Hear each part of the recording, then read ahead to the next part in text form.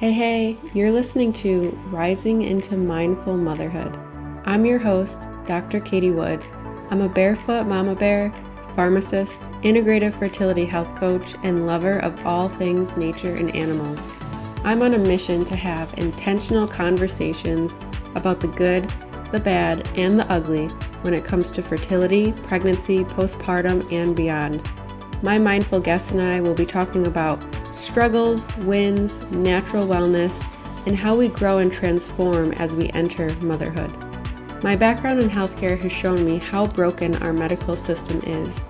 My own struggles to become pregnant has shown the lack of support for mamas to be, the lack of guidance for women to have a nourishing and vibrant pregnancy, the isolation, mom guilt, and all the things we hold after bringing baby earthside. I want this platform to be a place where women can feel connected, safe, and supported to share and hear their stories. A place to use our voice to discuss and advocate about what we need and deserve as mothers. So let's dive in, shall we? Hello and welcome to Rising into Mindful Motherhood. I'm really excited for our conversation today. I'll be chatting with Payton. She is a mother of two and a money mindset coach. She'll be sharing today about how she helps women in business with money limiting beliefs and how women can be more money savvy and then to lead by example for our children as well. So welcome, Payton. I'm so excited to have you here. Yes, I'm so excited. Thank you for having me. I think that this is such a needed topic that isn't really talked about a lot, especially I think for me personally, like growing up, learning about money in a way that can benefit you and your future and your children. It just really wasn't talked about. And I think, some families have some of that like money scarcity and just a lot of limiting beliefs that you were exposed to as children that stick with you when you're adults. And I'm really kind of learning a lot more about this myself. So why Yeah. don't you tell us about how you became a money mindset coach? What Yeah. path Yeah, led you here? absolutely. It definitely was not intentional. So it was kind of just like a journey that led me here. And that's kind of like where I'm camping out now is in the money mindset place with coaching. So this is actually my fourth business. So I've Okay. tried a few different things. I ended up doing money mindset because I transitioned in from the financial services industry. So I was helping people with their budget, with their finances, like the physical Mm. systems and aspects that they needed, like insurance, a will, investments. My husband is still licensed to do investments. So I ended up transitioning into money mindset because being on, financial services being my third business, I realized all of these hurdles that I was having with my money mindset that I was also seeing in other women that were in the same space. Mm-hmm. So I was noticing that even the women I worked with having all the tools at their disposal to get their financial situation in order, they still were not taking the action. It was these deep beliefs and these fears, and like you said, scarcity, all of these things in their mind that was keeping them from moving forward. And so once I really started to dig into that and then also dig into my own past and my own story, I realized really the passion that I had for it. And that's kind of how I ended up here. That's amazing. I love that. I'm sure that you really did see that in the clients that you were helping. Yeah, What absolutely. what would you say were the biggest limiting beliefs that you saw? Or the When most it common, comes I to guess. the most common, when it comes to the management of money, when people are trying to get their financial situation in order, or maybe they're trying to invest for their future, the most common thing that I see is just the doubt that they can do it. Mhm. Just the doubt that they are, especially among women, that they are smart enough, that they're capable enough, that, they have the power to do it. Because a lot of times as women, we're taught unconsciously to give our power away to men. We're taught to give our power away financially to our husband, to let our parents handle it until we get married, and then in our marriage. And that was something that I saw a lot growing up too. So that's a really, really common one that I see. When it comes to women in business, the most frequent thing that I see is scarcity. Like definitely the scarcity mindset among entrepreneurs. Just, is there enough money for me to be in this field? Is there enough clients for me to make? Is there enough to go around for me to be successful at what I do and at what I want to create a business out of? So that's what I see really, even when people have other money blocks, even if they have other negative beliefs about money, it's usually always coupled with scarcity. So what are some easy tools that you have in your toolbox that you share with women to kind of help break free from those limiting beliefs that they have? Yeah, definitely. So when I work with my clients, I do one-on-one, and then I also do coaching in a group setting and along with a course. But when I work with women on their mindset, I always start with basically digging into their past. Because when we have all these negative paradigms and beliefs about money, we can try to slap a new belief on there. We can try to be positive. A lot of times there's a lot of toxic positivity that comes along with mindset work.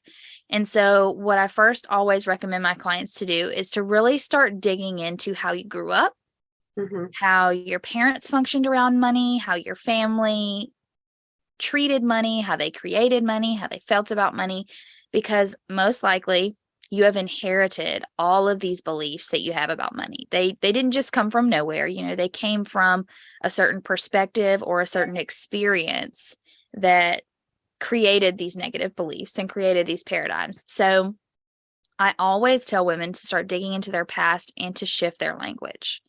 So shifting your language is arguably one of the most important things to do when you're trying to shift your money mindset, because what you're going to do is, when you realize when you are speaking in scarcity or lack or negatively about money, when you start to consciously try to change those patterns, you're going to start bringing awareness to all of your feelings around it. You're going to start realizing all the things that you're saying that you weren't really paying attention to that you're saying. You're just saying that out of habit or out of, what you're used to or what feels comfortable to you. So shifting your language is really important.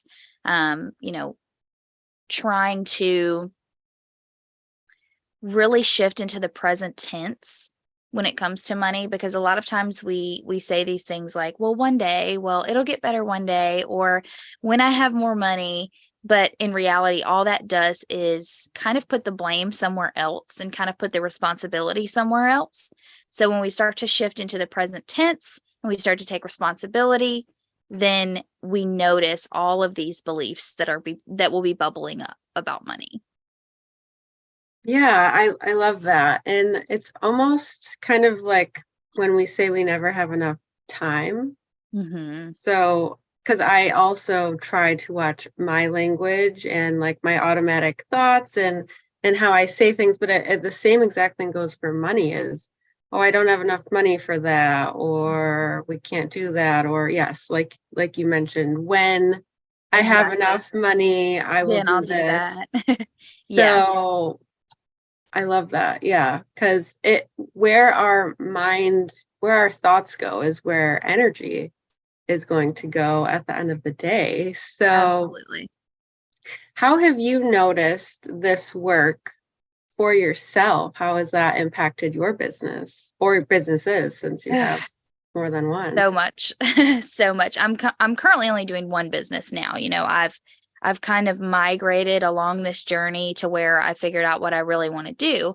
And so much has changed since I've started working on my money mindset. Like, just the confidence that I feel around selling has changed. The confidence that I feel pricing my offers or offering a transformation, all of those things have changed along with my money mindset.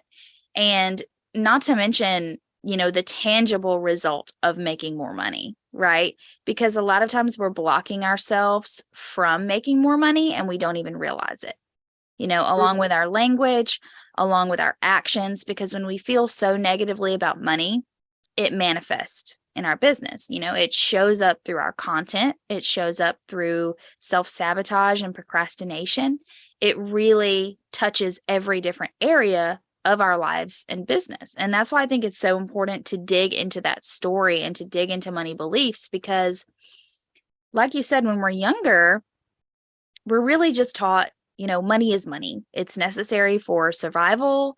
We need it to carry on with our lives, but we're not really taught that it's an emotional topic. It goes much, much deeper than just creating a budget or, starting your investment account. It goes so much deeper than that. So it has shifted my business. It's shifted me as a person. It's shifted my relationship just based on, how I grew up and the examples that I was given. It's had a huge effect on, how I act as a business owner and a wife and a mother. It's crazy. Absolutely. And I'm sure you could speak to this as well. It's not something where it's one and done and you're set for life. Like, this is work you are continually doing. Oh yeah, right? Even though sure. you're an expert in this field, you still have to kind of revisit those road bumps along the way. Definitely. And there's new, as you go deeper and deeper into the mindset work, and as you hit new levels in your business, new things are going to come up. I was doing some work around just feeling trust about money last night, and some new things even came up for me. So even working with people one-on-one and hearing their stories, new stuff comes up for me all the time. And like you said, it's continually evolving. And I'm sure you've heard the saying, new levels, new devils, right? So the more money you make doesn't mean that these money blocks are just going to go away. And a lot of people have this impression that once they have more money, things will get better. Or once they make more money in their business, they will feel better about money. And it's really vice versa. You have to start feeling better about money and the situation before you create this new income, because these money blocks that you have, they just evolve and they grow and they change with different income levels. And so, it's your responsibility, if you want to keep moving forward in your business, to just keep digging, really. And I think it's doing that mindset work too that allows you to be able to receive that money. Because like you said, when you get to different income levels, there's probably always like a new block. So, okay, let's say you had 100K in a year. Well, maybe now your next goal is like 300K, but more blocks are probably going to come up, potentially blocking you from receiving that. So it's just always a continual process for sure. It definitely is. I love that you support women in entrepreneurship and working on their businesses. So what really inspired you to kind of stick with that niche? So really, it was just my own personal experience and my own journey. Everyone needs help with money, right? But someone who is responsible for creating their own income is in a much dire situation to change their relationship with money than someone who lives paycheck to paycheck from a 9-to-5. It is essential, I believe, to change our relationship regardless, because even if you work a 9-to-5, it'll show up in your spending habits. It'll show up in your retirement account. How you feel about money is going to manifest. But when you're an entrepreneur, you are responsible for your own income. And if you want to create impact, then you have to be comfortable with making more income, because those two things go hand in hand. The more income you create, the more impact you're going to have. And that's why I really stuck with it, is because I noticed I had the dream of being an entrepreneur. As many different things as I tried and failed and just kept going and didn't really know why. Like, I just knew that this is what I wanted to do. I wanted to create my own business.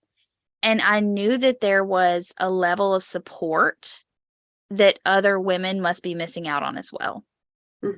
when they're looking for how to grow their income and how to create a sustainable business. I knew that there was that gap between what we're told and what we actually face. Does that make sense? Oh, yeah. Yeah. And I'm in those trenches right now myself. I mean, I used to have a full-time pharmacist job, so I had that dependable paycheck. So now when you're in the entrepreneurial space, my husband and I are talking about, do we want a second child or not? But then a lot of things come up. Well, I'm not getting paid maternity leave. Right. We technically don't have insurance right now. So many things come up when you do make that shift to working for yourself. And even if you do have a good month in your business, that's no guarantee that the next month or the month after that will be. So it really is so important to do that inner work. And I think it will bring up things that aren't even directly related to money. I know for myself and then some other pharmacist entrepreneurs that I've been in programs with, a lot of like self-worth comes up too. And that's absolutely kind of its own little bubble. It is outside of money, but it can affect, how you show up in your business. Yeah, that comes up a lot around money, the worthiness aspect, because a lot of people don't even realize that even though they're complaining about their current situation, not having enough money or living paycheck to paycheck, they don't really realize that they don't feel worthy of more money. Even though they say they're uncomfortable where they're at, that's where their subconscious is comfortable. And when we become an entrepreneur, it really like forces all of these things out of us, because your business kind of becomes really your intellectual property. And so as you're selling yourself and becoming visible and selling your services, all these different things come up that force us really to work on ourselves and to work on inner healing. So it's only natural that if you're trying to make money, then you need to heal around money, right?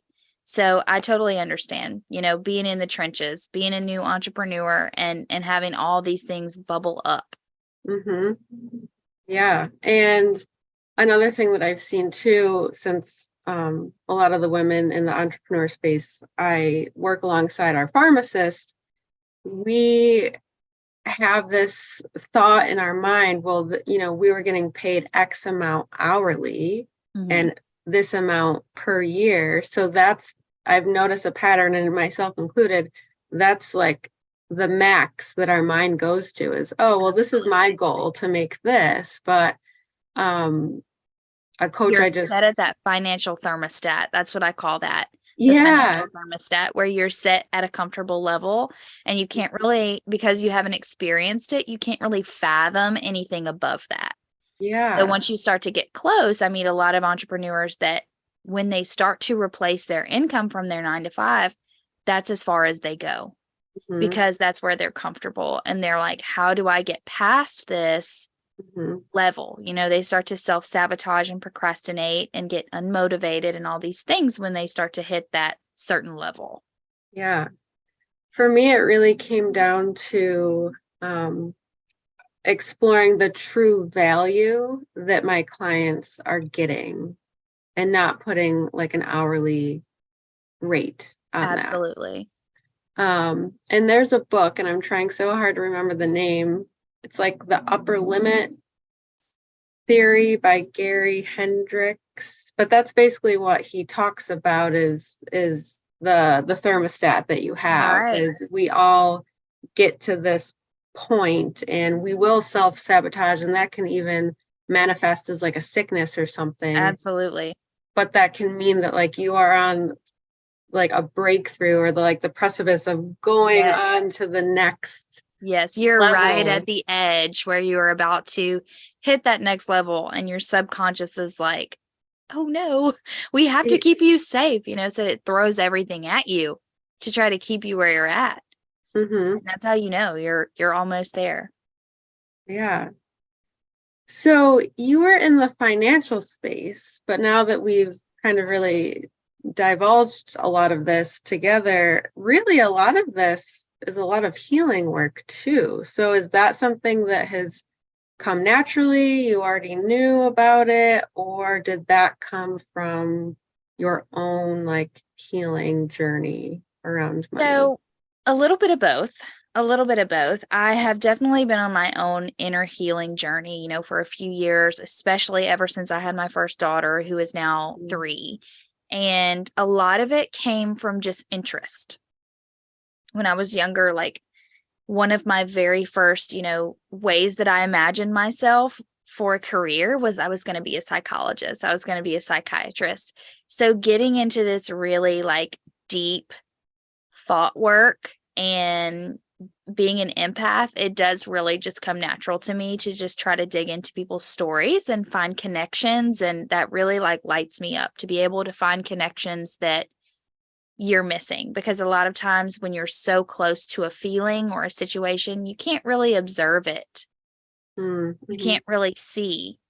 And so you need that outside eye just to come in and kind of connect the dots for you. And so that's definitely my favorite part about transitioning from more of like a systematic approach to money to more of an internal approach to money. Mm-hmm. And I definitely just have to highlight how you mentioned that a lot of this happened after you had your first daughter. Oh, yeah. Because I would say that is really when a lot of things started changing for myself as well, is kind of alongside that whole journey into motherhood, which is really what this podcast is all about. So that's really beautiful that having your first child really kind of catapulted you into where you are today. Into entrepreneurship as a whole. Mm-hmm. Because, we have these dreams as we're young and we think we can do anything. And then as we get older, it's like every year that goes by, your light just gets dimmer and dimmer and dimmer. And then when I had my daughter, I was like, you know what? How am I going to tell her that she can do and be anything if I don't believe that about myself? Mm-hmm. And if I don't follow my dreams and my passion and try to create what I want to create, then how can I expect her to do the same thing? And she was really like, she was my catalyst for like entrepreneurship and inner healing. Like I just completely changed as a person. Mm-hmm. It's crazy. It's crazy. No, me too. And I speak to that a lot in terms of fertility journeys for the women that I help get pregnant, because that journey is like the catalyst for deep inner healing. And I truly believe that if you are open to it and receptive and you embrace it, it will bring you to your destined path of what you're meant to do. So I love that you brought that up and shared that story. It's so inspiring.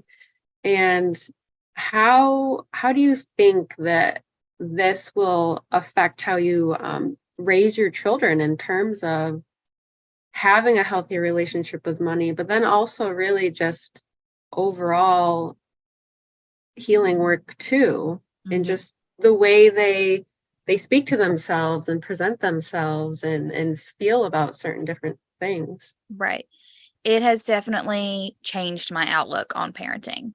That's for sure. Because before I got pregnant, it was kind of a surprise kind of deal. I was not prepared for it. But I did not I always thought that I would be a good mom, but I never gave a lot of thought to how I would do it. Mm-hmm. And now, as I go through things on my own and I divulge patterns and paradigms that have stuck with me since my own childhood, I kind of make a mental note. I'm like, okay, I don't want my girls to feel this way. So how can I go about, imprinting these different beliefs on them? So I think it's almost become like a little experiment, like completely changing the generational paradigm and the way that my family parents and the way that we believe and the way that we act. It has really been eye-opening to all the little things that people do as parents that they don't think is having an effect. Mm-hmm. You say these things, or you say, be careful. You say, don't do that. You say all of these little things that you don't realize is, breaking the trust between your kids and themselves, or causing them to seek validation for your approval. You don't realize all these things until you go on your own journey and realize, wow, this is because of how I was raised. And it really, I say that all the time, it's the childhood. If anyone is ever stuck on anything, my first recommendation is look at your childhood, because it all connects, and it's really doing inner work with other people and facilitating them on that healing has really opened my eyes to how I was raised as well, and to the little things like that. Yeah. And that work that you're doing for women is going to show up in so many other areas than just their money. Yes. Like, so many areas. So it's truly amazing and a gift what you're helping women do.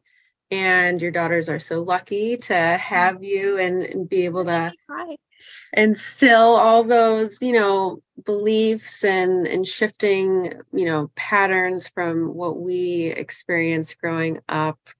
So it's really, really beautiful. And I love that you're doing that. Thank you. So you did mention you have a freebie for the audience. Would you mind telling us a little bit about that?